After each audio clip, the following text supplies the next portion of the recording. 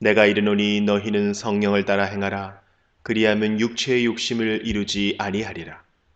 육체의 소욕은 성령을 거스르고 성령은 육체를 거스르나니 이 둘이 서로 대적하므로 너희가 원하는 것을 하지 못하게 하려 함이니라. 너희가 만일 성령의 인도하시는 바가 되면 율법 아래에 있지 아니하리라. 육체의 일은 분명하니 곧 음행과 더러운 것과 호색과 우상 숭배와 주술과 원수 맺는 것과 분쟁과 시기와 분냄과 당짓는 것과 분열함과 이단과 투기와 술 취함과 방탕함과 또 그와 같은 것들이라. 전에 너희에게 경계한 것 같이 경계하노니 이런 일을 하는 자들은 하나님의 나라를 유업으로 받지 못할 것이요 오직 성령의 열매는 사랑과 희락과 화평과 오래 참음과 자비와 양선과 충성과 온유와 절제니 이 같은 것을 금지할 법이 없느니라. 그리스도 예수의 사람들은 육체와 함께 그 정욕과 탐심을 십자가에 못 박았느니라.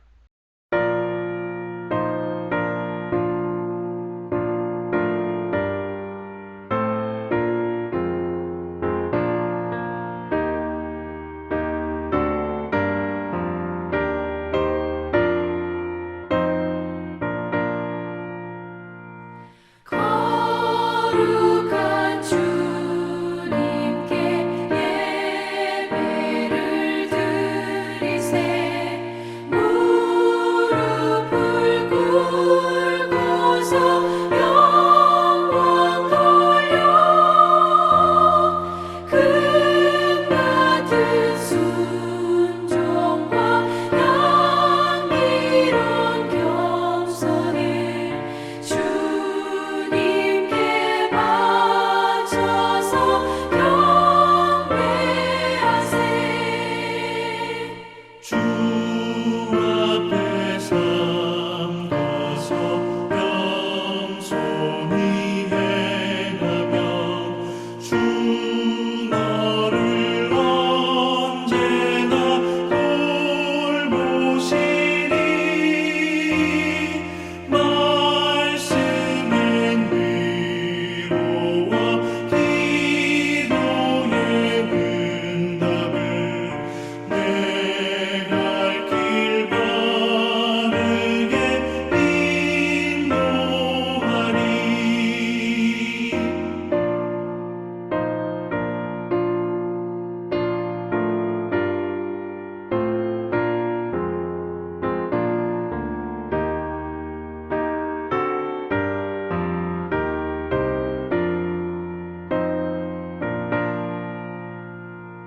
주 앞에 설 때에 두려워 말아라. 가난한 우리를 도우시리. 보배로운 진리와 온유한 사랑을 주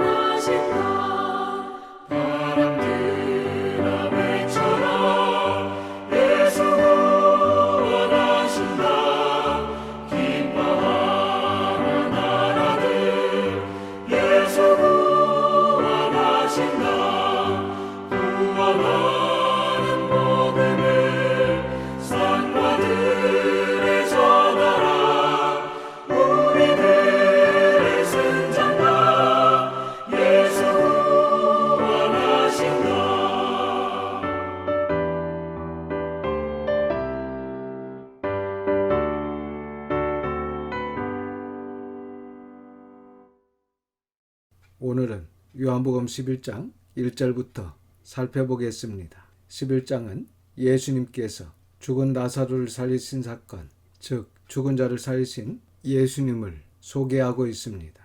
그리고 예수님께서 친히 나는 부활이요 생명이니 나를 믿는 자는 죽어도 살겠고 무릇 살아서 믿는 자는 영원히 죽지 아니하리니 이것을 내가 믿느냐 라고 하십니다. 우리가 부활절에 많이 듣는 말씀이 바로 요한복음 11장에 기록되어 있는데 함께 살펴보며 은혜를 나누도록 하겠습니다. 1절입니다. 어떤 병자가 있으니 이는 마리아와 그 자매 마르다의 마을 베다니에 사는 나사로라.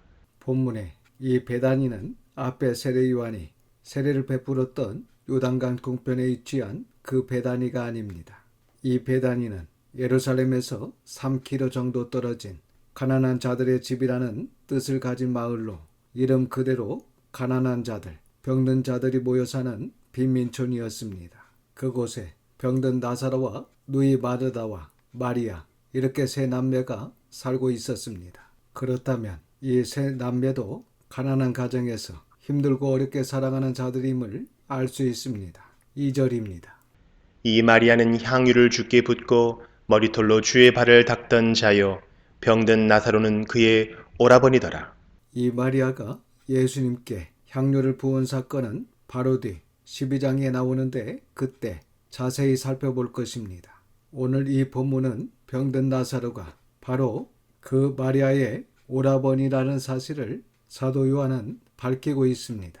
그래서 제가 여러 번 말씀드렸듯이 향유를 주께 부어드린 마리아는 막달라 마리아가 아니라 이 베다니 마리아임을 우리는 분명히 알 수 있고 찬송가 211장 1절에도 잘못되어 있는 것을 알 수 있습니다. 3절과 4절입니다.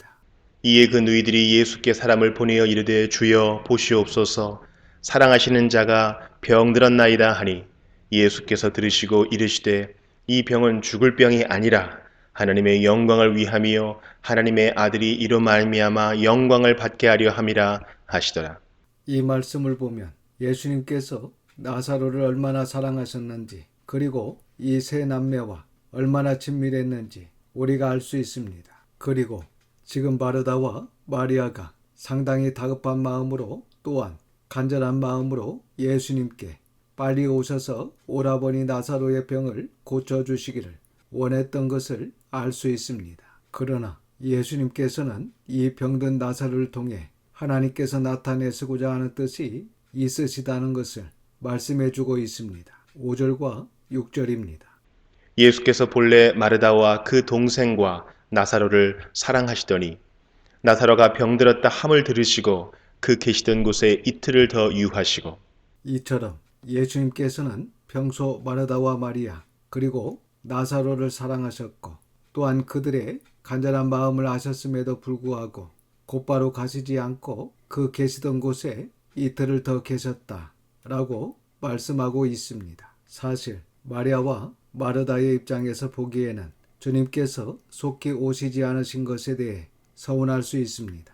그러나 이것은 앞에 4절에서 말씀하신 것처럼 하나님의 뜻을 나타내시기 위해 그때를 기다리셨던 것입니다.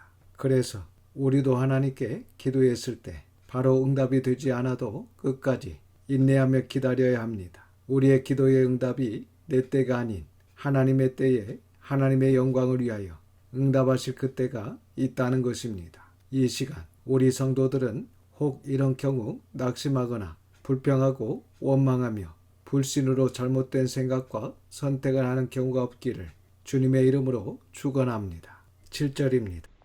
그 후에 제자들에게 이르시되 유대로 다시 가자 하시니 예수님께서 말씀하신 이 유대는 나사로가 살고 있는 베다니입니다. 그렇다면 현재 예수님께서는 요한복음 10장에서 살펴봤던 것처럼 예루살렘 성전에서 유대인들이 돌로 치려 했을 때 어디로 가셨습니까?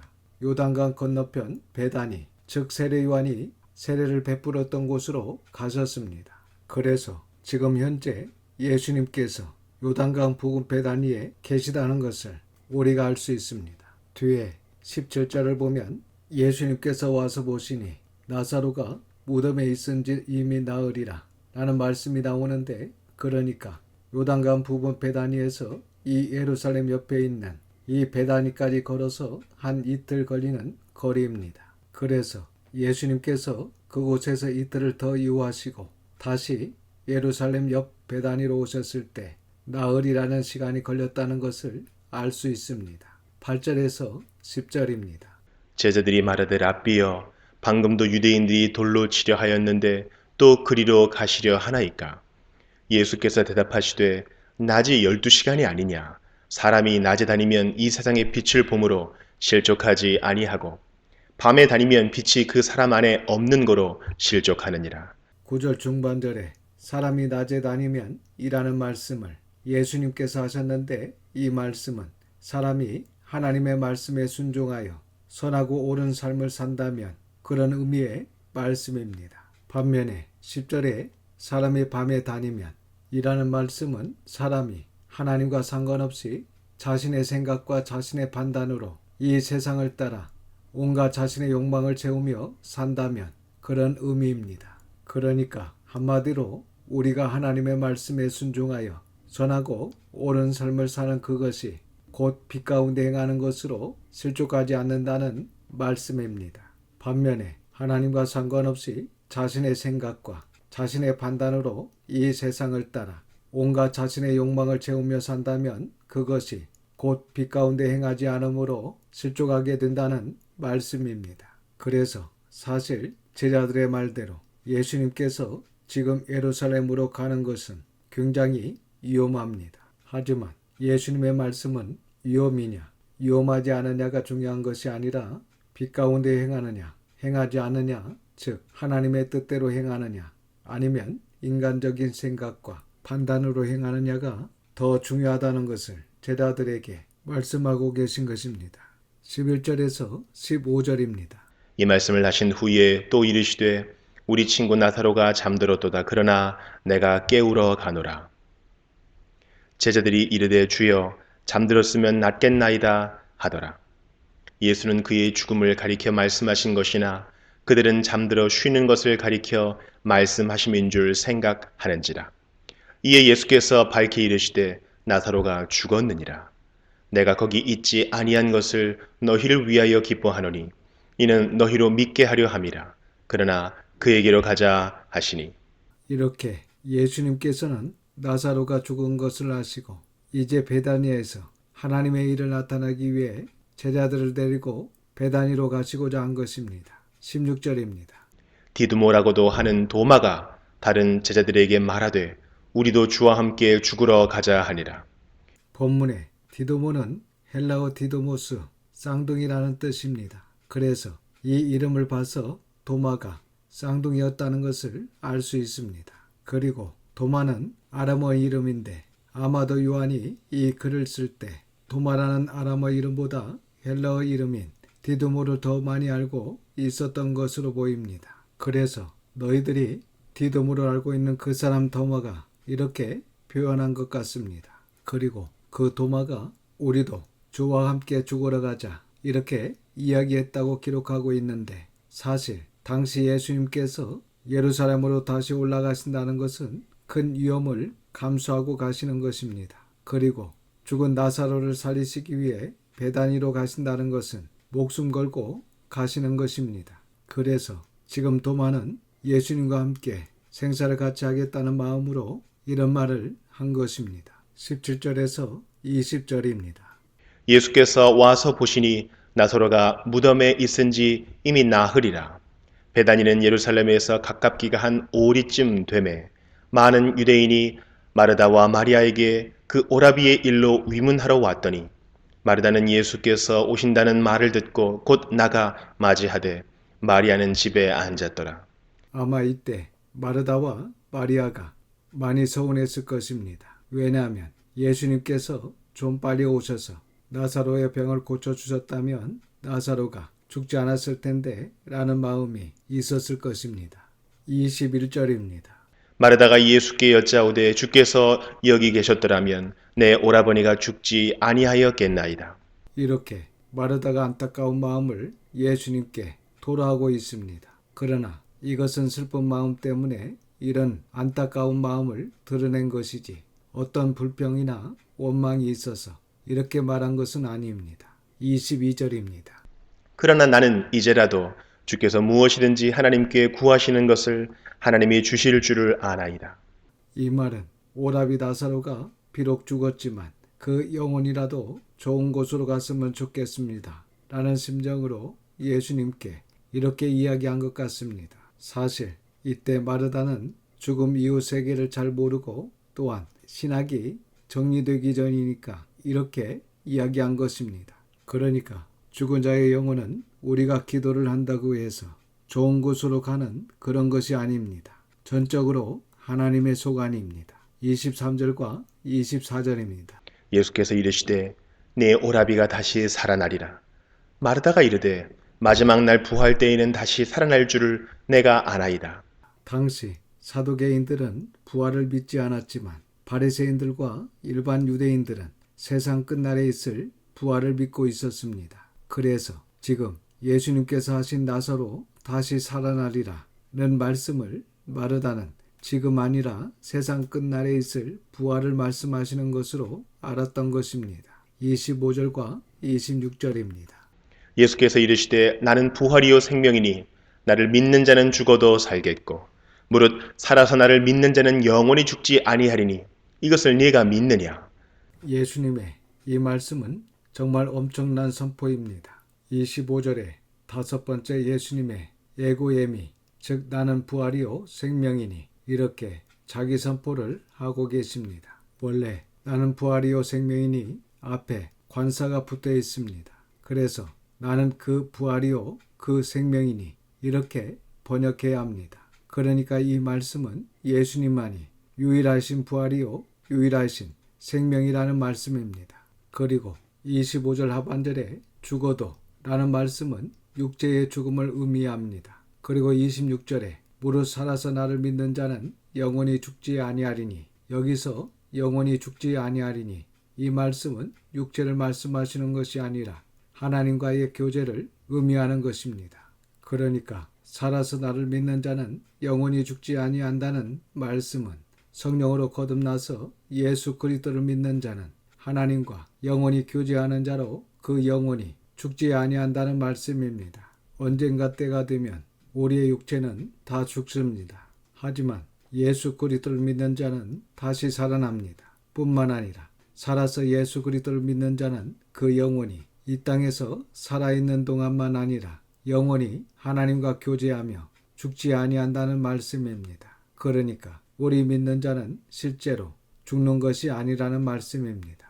아브라함의 하나님, 이삭의 하나님, 야곱의 하나님은 죽은 자의 하나님이 아니라 산 자의 하나님이라고 말씀하신 것처럼 예수 그리스도를 믿고 구원받은 하나님의 자녀는 육체는 죽어 흙으로 돌아가지만 그 영혼은 낙원에서 하나님과 교제하다가 부활에 다 참여하게 된다고 성경은 분명히 말씀하고 있습니다. 27절입니다. 이르되 주여 그러하외다. 주는 그리스도시요 세상에 오시는 하나님의 아들이신 줄 내가 믿나이다. 이렇게 마르다는 믿음의 고백을 합니다. 28절에서 32절입니다.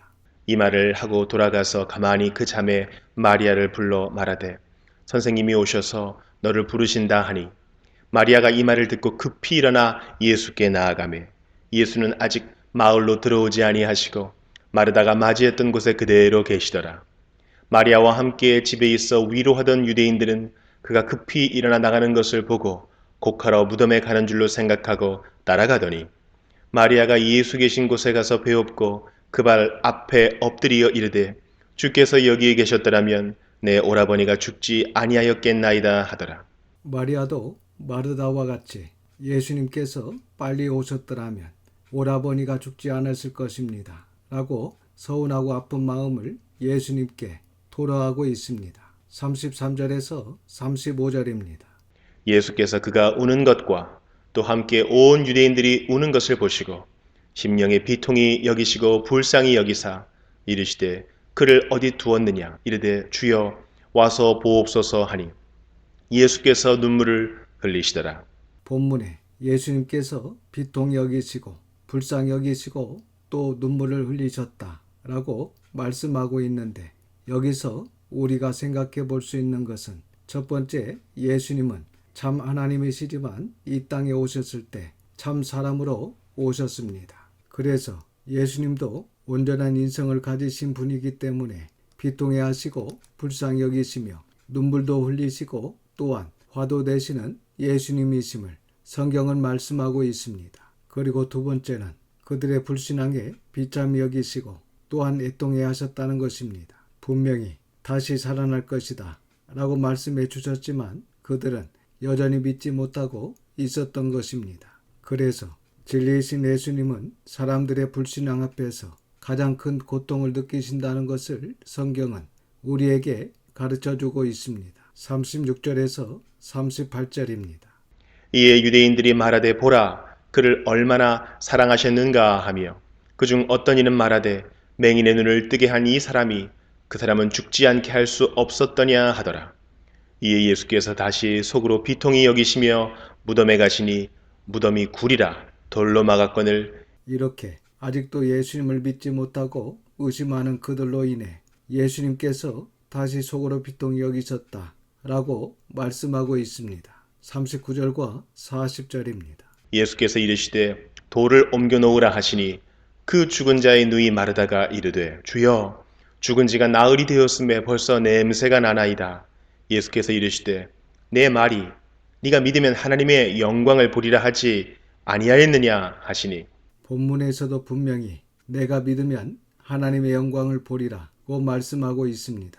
사람들은 간혹 내가 기적을 보면 믿겠다 라고 이야기하는 경우가 있는데 그것은 건강한 신앙이라고 할 수 없습니다. 그러니까 우리가 정직하게 믿을 때 하나님의 영광을 보게 될 것입니다. 즉 우리의 믿음이 기적을 만들어낼 수 있다는 것입니다. 41절에서 44절입니다. 돌을 옮겨 놓으니 예수께서 눈을 들어 우러러보시고 이르시되 아버지여 내 말을 들으신 것을 감사하나이다. 항상 내 말을 들으시는 줄을 내가 알았나이다. 그러나 이 말씀 하옵는 것은 둘러선 무리를 위함이니 곧 아버지께서 나를 보내신 것을 그들로 믿게 하려 함이니이다. 이 말씀을 하시고 큰 소리로 나사로야 나오라 부르시니 죽은 자가 수족을 배로 동인 채로 나오는데 그 얼굴은 수건에 쌓였더라. 예수께서 이르시되 풀어놓아 다니게 하라 하시니라. 이렇게 예수님께서 죽은 지 나흘이나 된 나사로를 살려주셨습니다. 여기서 인간이 할 수 있는 것은 41절에 예수님의 말씀을 믿고 돌을 옮겨 놓은 일이었습니다. 그리고 생명을 주시는 분은 오로지 예수 그리스도 뿐이심을 증거하고 있습니다. 또한 병든 나사로를 바로 고쳐주시지 않고 죽은 지 나흘이 지나서 다시 살려주신 것은 바로 성자 예수님이 성부 하나님께서 보내신 진정한 메시아, 우리의 구원자이심을 믿게 하기 위함이었습니다. 곧 죽음까지도 초월하신 예수님은 하나님이시요 그 하나님이신 예수님을 우리로 믿게 하기 위함이라고 성경은 말씀하고 있습니다. 여러분, 성부 하나님, 성자 예수님, 성령 하나님께서 하시는 모든 일들은 결국 누구를 위한 일입니까? 그렇습니다. 우리를 위한 것입니다. 우리로 구주 예수 그리스도를 믿고 구원받아 영원한 죽음이 아니라 영원한 생명을 얻게 하시기 위함입니다. 이 시간 이 말씀을 마음에 새기고 진정한 믿음으로 하나님의 영광을 보며 마지막 날에 영원한 생명으로 부활하는 저와 여러분, 우리의 자녀들이 다 되시기를 주님의 이름으로 축원합니다. 기도하겠습니다. 아버지 하나님, 하나님의 걸어가신 이름을 찬양합니다. 오늘도 귀한 말씀을 듣게 하시고 깨닫는 마음을 주셔서 감사를 드립니다. 하나님의 말씀에 순종하여 선하고 옳은 행실로 이 땅에서 실족하지 않고 빛 가운데 행하는 저희들이 다 될 수 있도록 인도하여 주시옵소서. 그리하여 진실하고 신실한 믿음으로 하나님의 영광을 보며 마지막 날의 영원한 생명으로 부활하는 저희 모두가 되게 하여 주시옵소서. 이번 한 주간도 하나님의 선한 손에 도우심으로 세상과 죄와 악한 영을 이기며 승리하게 하심을 믿고 감사드리며 부활이요 생명이신 예수님의 이름으로 기도드립니다. 아멘. 지금은 우리 구주 예수 그리스도의 은혜와 아버지 하나님의 그 넓으신 사랑하심과 성령님의 감화감동 위로 역사하심이 부활이요 생명이신 예수님을 믿고 구원받아 하나님의 뜻을 행하며 하나님의 일을 온전히 이루어가기를 소망하는 모든 성도와 자녀와 가정 위에 지금부터 영원까지 함께 하시기를 우리 구주 예수님의 이름으로 축원하옵나이다. 아멘.